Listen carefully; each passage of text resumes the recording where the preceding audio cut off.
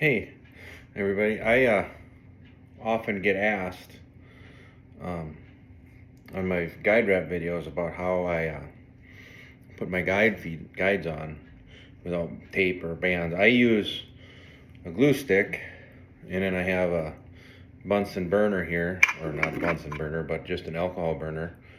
And I just put my guide foot on the edge of the flame, just enough to warm it up so the glue sticks to the bottom, and you don't want to put pressure on it when you rub the glue foot on there, or on the guide foot on there, because if you get too much, then it gets stringy and it comes out the sides when you press it on the blank.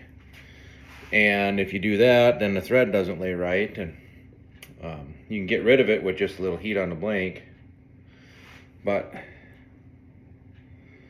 it's better if you don't have it in the first place, right? So yeah, you don't need any pressure if you get that guide foot a little warm, and just keep it warm enough so you can just put it on there. And I use my thumb as a temperature gauge to not get it too hot. If it's too hot for your finger, it's probably too hot for the blank. You don't want to have heat and create a weak spot because your guide foot was too hot.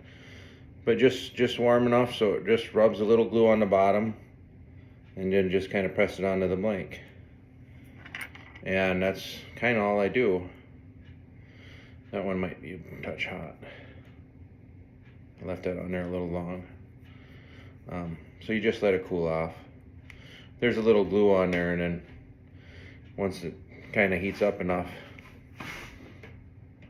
it'll fit on there pretty good. So yeah, you just get it warm enough to melt the glue on the bottom of the foot, and then press it on the blank, and it'll hold. I used to use tape, and I used to use rubber bands, and they work just fine, and there's nothing wrong with them. I just felt like it was taking a little bit longer than I wanted to spend on it, so I started doing it this way. The rubber bands are nice because you can line up your guides before you wrap them. Tape, you can a little bit, but it's tougher. This, you kind of have to be as close as you can, and then you'll have to line them up after you wrap them. So I'll wrap them, line them up, and then put my trim wrap on. If my trim is in the middle of the guide wrap, then it's not such a big deal. But if I put the trim wrap on the end, I notice that I rub my hands up and down the blank as I go and I adjust them. I'll knock some of that trim off, and I'll have to redo a trim wrap or two. Or just knock one loose that you don't see right away, whatever. But that's how I attach the guides. It's worked for me for many years now. If you try it, like I said, you just don't want to get it too hot. You get too hot, you put too much pressure on the glue stick, and then you get extra glue come out the sides of the guide that holds back the thread because it's hard. You'll have gaps. You can put a little heat on it and melt that off of there, or you pick it off, or just take the guide off and start over. It comes right off. But don't put any, when you put the guide on there, don't try and push. Just rub it off the top, and you'll have a little in the pocket, and then it just puts in there. The less you have, you might knock it off from time to time.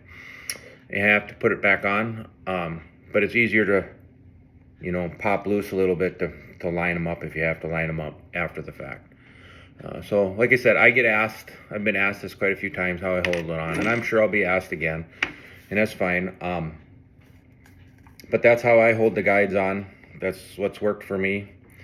Like I said, there is no real wrong way. It's just, this is what I do, and this is what works for me. If what you do works for you, more power to you.